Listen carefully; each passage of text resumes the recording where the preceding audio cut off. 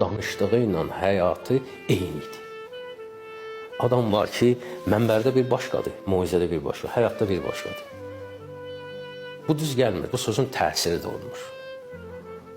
İnsanın danışdığı ilə yaşantısı eyni olanda, insan çıxır, öz yaşantısını danışır və insan yaşantısını danışanda başqalarının qəlbinə mütləq təsir edir ki, İmam Sadiq əleyhissalam deyir ki, qəlbdən qəlbə yol var.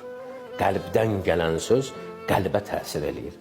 Bəzən olurdu ki, indi iş var, işlə bağlı vacib iş var, gedir. Bugün o ilə görüşə bilməyəcək.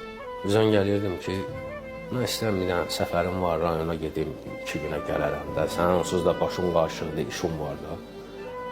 Bir nə var, gedirsən, yaxşı gedirsən, tez gəl. Amma ki, sənin də işin var da, neynirsən məni?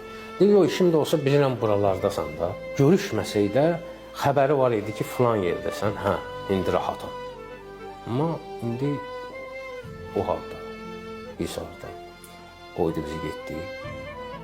Amma bir məsələ var ki, biz yəqin bilirik görüşəcəyik. Sadəcə olaraq bu görüşü gözləmək var, gözləmək ağırdır, çətindir.